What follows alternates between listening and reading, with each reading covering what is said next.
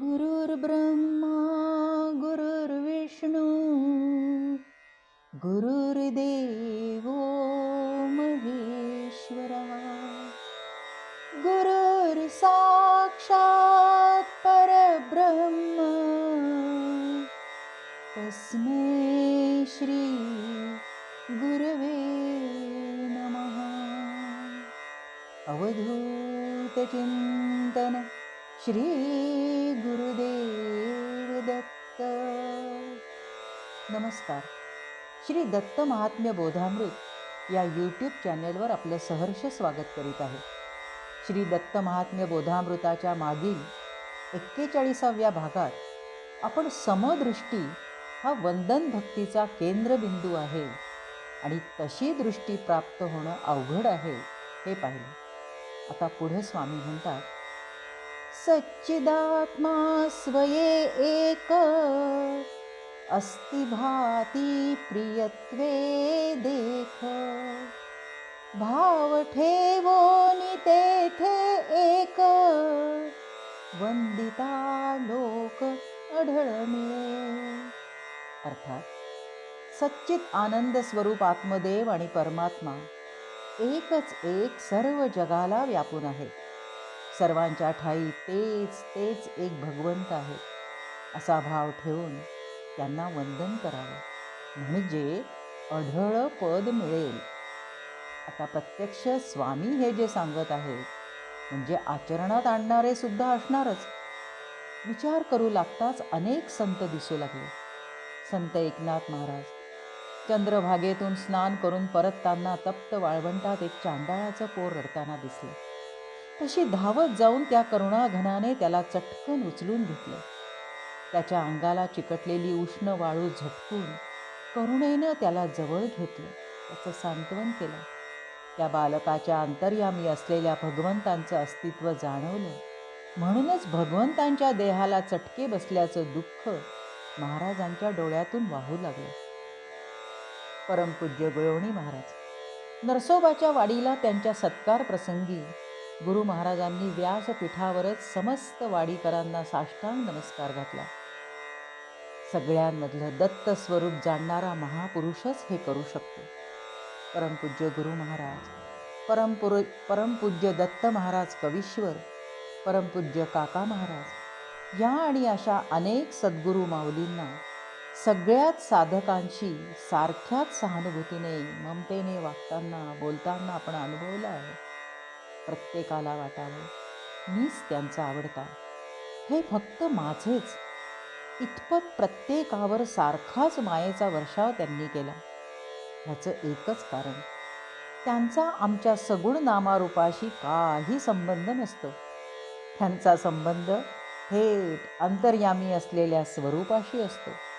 म्हणजे सर्वाभूती परमेश्वर पाहणारे अनेक योगी ज्ञानी संत पुरुषच आहेत. आता त्यांना समदृष्टी कशी प्राप्त झाली असावी विचार करू लागताच डोळ्यासमोर आले नामदेव महाराज. विठ्ठलाच्या मूर्तीची सगुण भक्ती करणारे, त्या मूर्तीला हट्टाने दूध भात भरवणारे, त्यांनी आपल्यासाठी प्रसादही ठेवला नाही म्हणून भांडणारे, त्या मूर्तीला सोडून एखाद्या दिवसासाठी सुद्धा दूर राहावे लागले तर त्यांच्या विरहाने व्याकुळ होणारे. इथं मूर्तीत भगवंत पाहणं अनुभवणं हा श्रेष्ठ अर्चन भक्तीचा भाग असला तरी पांडुरंग फक्त मूर्तीतच आहेत हीच दृढ भावना होती. सर्वाभूती भगवंत पाहण्याची ज्ञानदृष्टी नव्हती.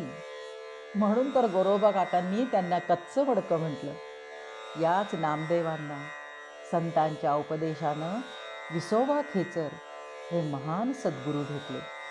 त्यांच्या परमकृपेने त्यांना जी दिव्य दृष्टी प्राप्त झाली त्यामुळे केवढं परिवर्तन झालं. कुत्र्याने भाकरी पळवली म्हणून रागाने नाही तर हातात तुपाची वाटी घेऊन धावले आणि व्याकुळ होऊन ओरडू लागले, पांडुरंगा कोरडी भाकरी नका हो खाऊ, अहो हे तूप घालून खा. म्हणजे पशुपक्ष्यांमध्येही भगवंत दिसू लागण्याचा बदल सद्गुरू कृपेने त्यांच्या परमकृपेने झाला. थोडा सखोल विचार करूया. ब्रह्माचे ब्रह्मभावातून भूतभावात जे अवतरण झालं त्याचा क्रम कोणता? परमात्म्याचा एकोहम बहुश्याम हा संकल्पपूर्तीसाठी परमात्म्यापासून शक्तीचा उगम झाला. विश्वातलं हे पहिलं द्वैत अर्थात आभासी. मग अष्टधा प्रकृती आणि तिच्यापासून सृष्टीची निर्मिती. सृष्टीत अव्यक्त भगवंत व्यापून राहिले. आता जर पुन्हा ब्रह्मभावात प्रवेश करायचा असेल तर महामायेच्या या नाट्याचा प्रवास बरोबर उलटा फिरवावा लागेल. जर ब्रह्मभावापर्यंत म्हणजेच मूळ जागी परत पोहोचलो तर सृष्टीतही सर्वत्र भरून असलेले अखंड एकच एक भगवंत दिसू लागतील. ही महाकठीण असाध्य गोष्ट फक्त आणि फक्त सद्गुरु कृपेनेच शक्य होईल. सद्गुरु काय करतात? ज्या महामायेने सृष्टीचं नाट्य रचलं, जी आमच्या देहात रात्रंदिवस प्रवृत्ती स्वरूपात प्रपंचाभिमुख कार्यरत राहून तिच्या त्रिगुणी मोहजालात अडकवून ठेवते, या महामायेलाच सद्गुरु परमकृपा करताना ऊर्ध्वमुखी करतात. तिच्या मूळ आदिशक्ती रूपाचं आणि भगवंतांचं स्मरण करून देतात. युगानुयुग भगवंतांचं अस्तित्व विसरलेली ही जगदंबा शक्तिरूपाने खडबडून जागी होते. बघा, आता सद्गुरूंची संकल्पशक्ती कार्यान्वित होते. त्यांच्या कृपाशक्तीची लीला तर पहा. ते महामायेचं नाट्य तिच्याचकडून बंद करवतात. तिच्याचकडून नाड्यांमध्ये साचलेला वासनांचा गाळ उपसवून नाड्या शुद्ध करवितात. एकेका भूताचं शुद्धीकरण करवून त्यांचा लय करवितात. तीनही गुणांचा प्रभाव नाहीसा करवितात. अर्थात जोपर्यंत गुणांची साम्यावस्था नसते तोपर्यंत ते क्रियाशील असतातच, पण नंतर मात्र त्यांचं कार्य मंदावतं. अशा तऱ्हेने महामायेने ज्या अष्टधा प्रकृतीच्या मलिन आवरणाखाली भगवंतांना झाकून ठेवलं होतं, ते आवरण शुद्ध पवित्र झाल्याने त्या निर्मळ आवरणाचा सुद्धा लय होऊन स्वयंप्रकाशी सच्चिदानंदाचं दर्शन जीवाला करवून ही आदिशक्ती स्वतः भगवंतांमध्ये लीन होते. या वेळेपर्यंत जागृत शक्ती तिच्या सुषुम्ना या राजमार्गातील छटचक्रांचा वेध घेत घेत आज्ञाचक्रापर्यंत पोचते. पुन्हा एका दिव्य क्षणी दैदिप्यमान बिंदुरूप जीवात्मा प्रकाशरूप परमात्म्यामध्ये लय पावतो. या अवस्थेलाच म्हणतात अढळपद. म्हणजे आकाशातल्या ध्रुव ताऱ्याप्रमाणे अध्यात्म मार्गात सुद्धा या योग्याला अढळ स्थान मिळतं. इथून मागे फिरणं नाही. या उच्च अवस्थेमध्ये साधकाला अपरोक्ष ज्ञान होतं की मी त्या शक्तिशाली परब्रह्माचा अंश आहे. हे परमसत्य अनुभवल्यावर तो भक्त म्हणू लागतो, शिवोहम शिवोहम अहम ब्रह्मास्मी. त्याच वेळी त्यांना हेही ज्ञान होऊ लागतं की जसं मला ब्रह्मतत्व व्यापून आहे तसंच सृष्टीतील प्रत्येक जीवाला हे ब्रह्मतत्व व्यापून आहे.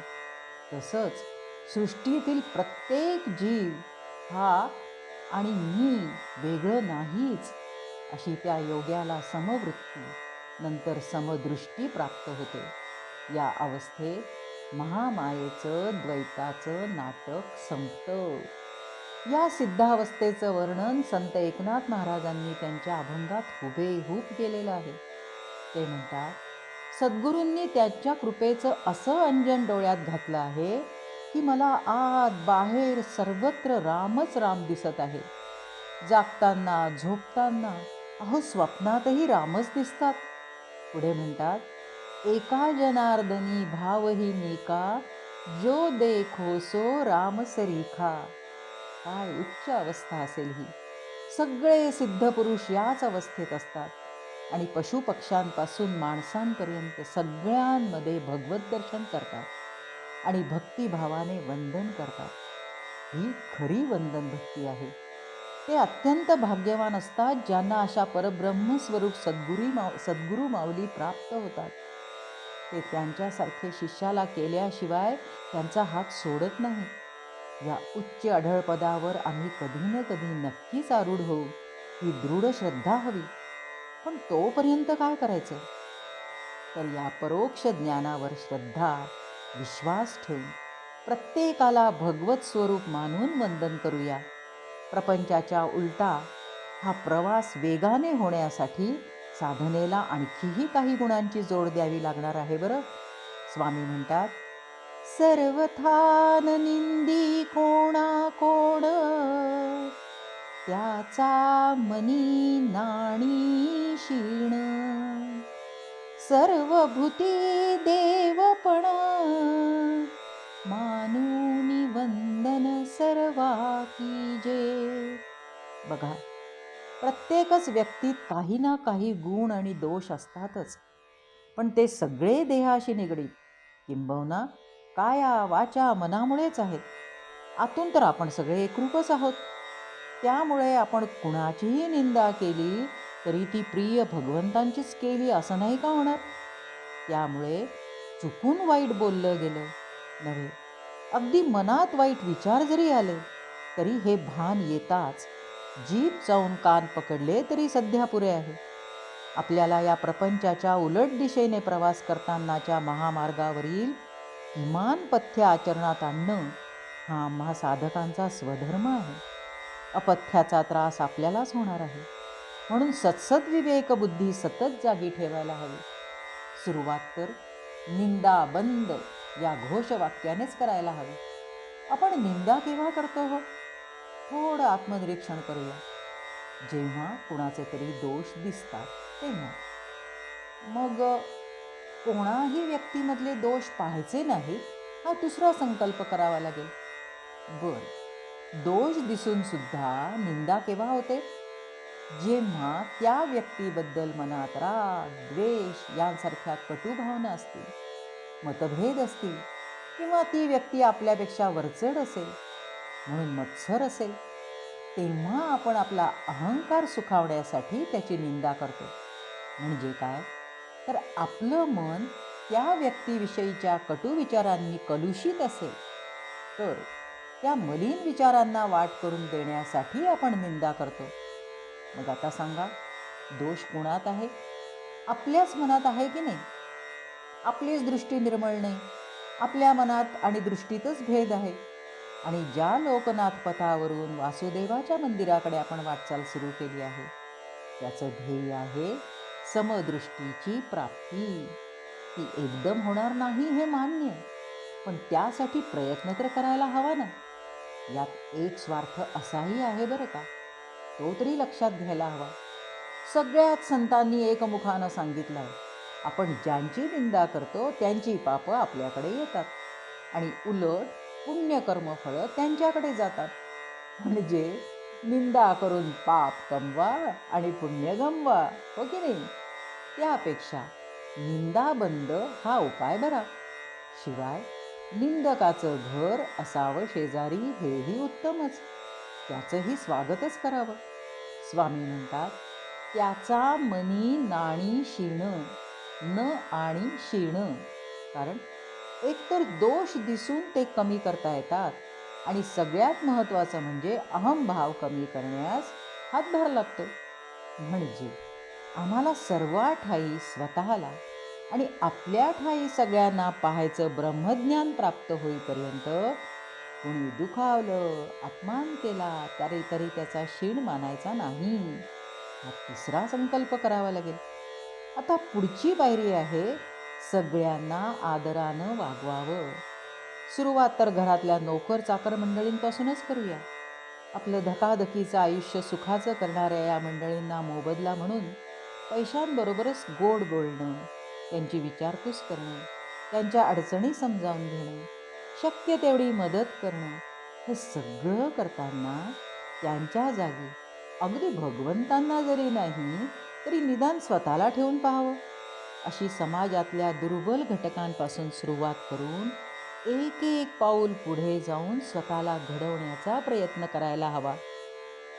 आता प्रत्येकाला वंदन करायचं म्हणजे आधी प्रत्येक जीवासाठी निदान सहानुभूती, कळवळा, प्रेम, मग आदरभाव तरी निर्माण व्हायला हवा, हो ना? साधक बंधू भगिनींनी ध्यानात घ्या, या सगळ्या गोष्टींचं आचरण हे आपल्या साधनेला अत्यंत पूरक आहे. साधन अधिक प्रगत होण्यासाठी नामस्मरण, पारायण, अनुष्ठान यापेक्षा सुद्धा अधिक प्रभावी आहे वंदन. कारण हे वंदनच सद्गुरु कृपेने क्रियाशील झालेल्या आदिशक्तीच्या चित्तशुद्धीच्या महान कार्याला हातभार लावणार आहे. अशा तऱ्हेने आधी जाणीवपूर्वक वंदन भक्ती करता करता श्रद्धा ठेवावी, की नंतर आपोआप ती होणार आहे. या वंदन भक्तीला प्रमाण म्हणून स्वामींनी रुद्राध्याय सांगितला आहे. 51व्या ओवीचे पहिली 2 चरण पाहू. स्वामी म्हणतात, येथे रुद्राध्याय प्रमाण, याचे नाव वंदन. रुद्राध्यायाच्या 11 आवर्तनांनी एकादशनी, 11 एकादशनींनी लघुरुद्र आणि 11 लघुरुद्रांनी महारुद्र संपन्न होतो. अशा श्रेष्ठ रुद्राध्यायातील नमक हा भाग वंदन भक्तीने परिपूर्ण आहे. यात रुद्र सृष्टी ज्या ज्या रूपात आहे त्या त्या सगळ्यांना वंदन केलेलं आहे. मित्रहो, आपल्या प्रत्येक शास्त्रोक्त पूजनात या स्वाहाकारांना आणि अभिषेकाला अनन्यसाधारण महत्त्व आहे. आपण ते अत्यंत श्रद्धेने करतोही. वानवा कुठली आहे? तर कुठलाही विधी, सुक्त, स्तोत्र, मंत्र, स्वाहाकार अशांचे अर्थ समजून घेण्याची. अर्थासह विधी केला तर ते संस्कार मनावर ठसतील आणि आपली संस्कृती हरवण्याची धास्तीच राहणार नाही. आता इथे रुद्राध्यायाचा केवळ शब्दशः अर्थ यथाशक्ती घेण्याचा प्रयत्न करीत आहे. जाणकारांनी क्षमा करावी. रुद्राध्यायाच्या पहिल्या अनुवाकात सूर्यरूपातील रुद्राला वंदन केलं आहे. जो आपल्या सहस्त्र नेत्रांनी सृष्टीला पाहतो त्याला वंदन. त्याचे दशदिशांमध्ये पसरलेले किरण हेच हजारो रुद्रगण आहेत. अनुवाक 2 ते 4 मध्ये सर्व प्रकारच्या मानवात वास करणाऱ्या रुद्राला वंदन केलं आहे. यात महासिद्ध योग्यांपासून देहासक्त विषयाधीन लोकांपर्यंत, सेनापती असो की सेना, राजा असो की प्रजा, सज्जन असो की चोर गुंड, अशा अगदी कोणत्याही जातीच्या, कोणत्याही आर्थिक स्तरावरील लहानांपासून मोठ्यांपर्यंत सगळ्यांना रुद्र मानून वंदन केलेलं आहे. अनुवाक 5 मध्ये रुद्रस्तुती असून त्यांना आदिरूप, ज्ञानरूप समजून वंदन केलेलं आहे. पृथ्वीमधील खनिज स्रोत, जल, नादलहरीमधील रुद्राला वंदन आहे. अनुवाक 6 मध्ये सृष्टीपूर्वी हिरण्यगर्भ रूपातले आणि अंतकाली काल आणि अग्नी रूपातले, वंशातील पूर्वज असो की पुढील वंशज असो त्यांच्यातले रुद्र, पुण्य पाप अशा दोन्ही प्रवृत्तींनी युक्त मानवाला, वाळलेला पाचोळा असो की हिरवगार गवत, वृक्षलता असो की मोठाले वृक्ष, म्हणजेच भेदरहित सर्व सृष्टीला व्यापून असलेल्या रुद्राला वंदन आहे. अनुवाक 7 मध्ये नगारा, त्याचा ध्वनी, आघात करायची टिपरी, सगळं रुद्ररूपच. पाणी, पाटाचं, धबधबा, सरोवर, डबकं, नदीत, समुद्रात सर्वत्र व्यापून असणाऱ्या पाण्यातल्या रुद्राला वंदन केलेलं आहे. तसंच वायूचं, वावटळीतला असो की झुळकीतला असो त्याच्यातल्या रुद्राला वंदन आहे. अनुवाक 10 आणि 11 मध्ये मागणं आणि राखण यासाठी प्रार्थना आहे. आणि शेवटी 11व्या अनुवाकात पृथ्वी, अंतरिक्ष आणि स्वर्गातले रुद्र, ज्यांचं अन्न वायू आहे, पाऊस हे बाण आहेत, त्यांना नमस्कार आहे. नंतर त्यांनी शेवटी काय म्हटलं आहे बघा, ज्याचा आम्ही द्वेष करतो आणि जो आमचा द्वेष करतो त्याला मी रुद्राच्या मुखात घालतो, म्हणजे त्या द्वेषाचाच नाश होईल. अशा तऱ्हेने रुद्राध्याय हा वंदन भक्तीचं प्रमाण आहे. पूर्णपणे वंदन भक्तीची प्रचिती देणार आहे. अहो, शिवशंकर हे साम्यावस्थेचं प्रतीक आहे. संपूर्ण सृष्टीच भगवंतांचं अर्धनारी नटेश्वर रूप असून प्रकृतीरूपी देह आणि शिवरूपी चिदांश हे परस्परांशिवाय अपूर्ण आहे. प्रत्येक कणाकणात हे रूप विद्यमान आहे. जिज्ञासू साधक भक्त हो, अगदी अणूच्या इलेक्ट्रॉन्स, प्रोटॉन्स, न्यूट्रॉन्स अशा सूक्ष्मातिसूक्ष्म कणांमध्ये प्रकृती असून त्यांच्यावर जो प्रभार आहे ती आहे शक्ती. आणि त्यांच्यातलं जे आकर्षण प्रतिकर्षणाचं जाणीवेसह बंधयुक्त बल आहे तो आहे चिदांश, तोच शिव, ज्यांच्यामुळे प्रकृतीचे सगळे गुण, सगळ्या भूतांचं अस्तित्व आहे. त्या चिदांशाला वंदन. आपल्या लक्षात आलं असेलच, स्थूलापासून त्या चिदांशापर्यंत पोहोचल्याशिवाय ते वंदन पोहोचणार नाही आणि सद्गुरु कृपेविना ते शक्य नाही. म्हणून आधी त्या परब्रह्म स्वरूप सद्गुरूंनाच वंदन करूयात. त्यांच्याच चरणी हे विचार पुष्प अर्पण करते. श्री गुरु दत्तात्रयार्पणमस्तु. आता 51व्या ओवीची पुढील 2 चरण पाहू, जी वंदन भक्ती आणि दास्य भक्ती यांना जोडणारी आहेत. स्वामी म्हणतात, आता बोली जेल दास्य लक्षण, वागावे आपण दासापरी. आता म्हणजे वंदन भक्तीनंतर आता दास्य भक्तीची लक्षणं सांगतो. आपण दासाप्रमाणे वागावं. दास कसा असतो? धन्यापाशी सेवक जैसा, तदधीन होऊन वागे तैसा. मानापमान आणि आळसा, सोडोनी दिननिशा सेवावे. दासन ठेवी पोटाची चिंता, तैसी योगक्षेमाची चिंता.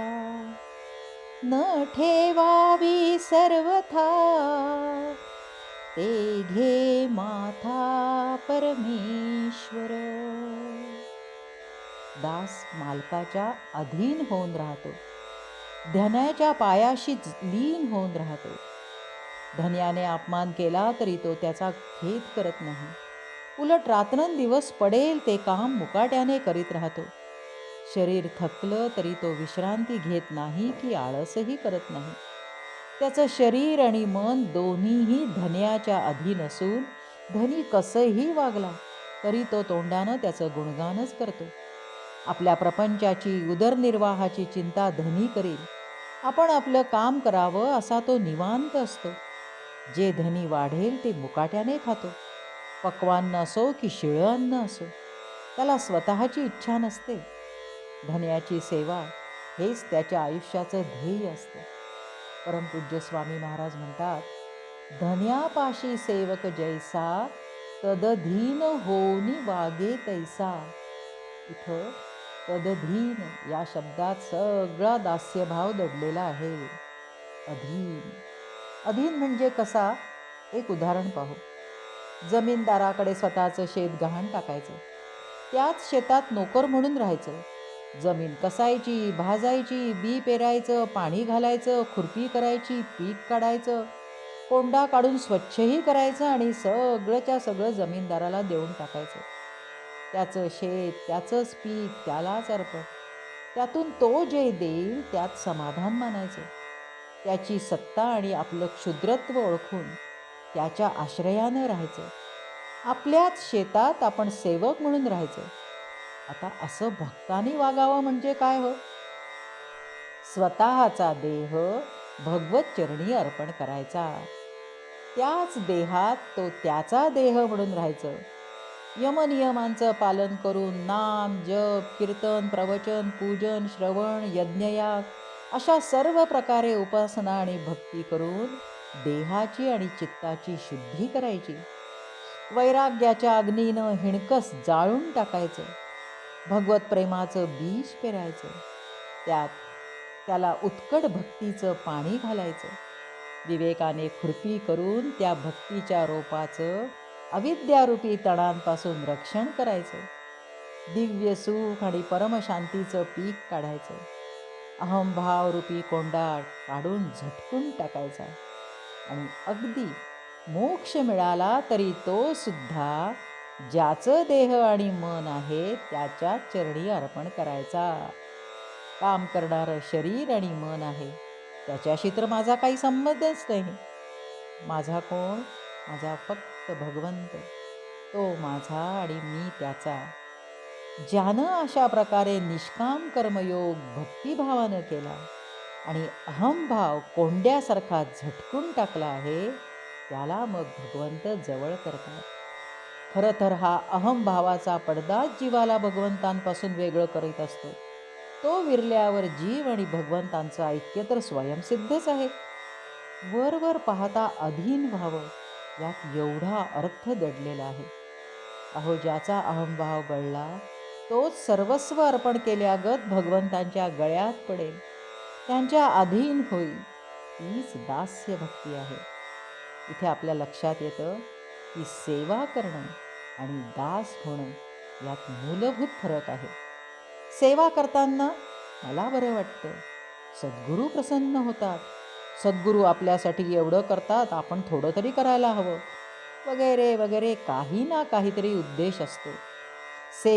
मागे काही विचार किंवा हेतू असू शकतो. भगवंतांच्या या सद्गुरूंच्या सेवेसाठी शरीर समर्पण झालं, पण मनाचं समर्पण फारसं होत नाही. अहमचं समर्पण होत नाही. भले त्यात निरपेक्ष निस्वार्थ भाव असो, पण भाव आहे म्हणजे मन बुद्धी अहंकार आलेच. त्याचबरोबर त्याला जोडून त्रिगुणात्मक गुणदोषही आलेच. पण जेव्हा शरीराबरोबर अहमचं समर्पण होतं तेव्हाच सेवाभावाचं रूपांतर दास्य भावात होतं. आपण साधक कुणाचे दास आहोत? आपल्या सद्गुरू माऊलींचे, जी आम्हाला भगवत स्वरूपच आहे, त्यांचे आम्ही दास आहोत. म्हणून आम्ही त्यांच्या आश्रयानं राहावं, त्यांच्या चरणावर अहंभाव अर्पण करावा, नव्हे सगळं जीवनच समर्पित करावं. आळस कंटाळा सोडून भगवंतांना प्राप्त करून घेण्यासाठी गुरूंनी दिलेलं साधन नित्य नियमित करावं. त्यांनी नेमून दिलेली उपासना करावी. ह्या सगळ्यातून मला काय मिळेल ही फळाची अपेक्षा ठेवू नये. जे काही मिळायचंय ते सद्गुरू पाहून घेतील. आपण आपला आज्ञाधारकपणे ते सांगतील तसं वागावं.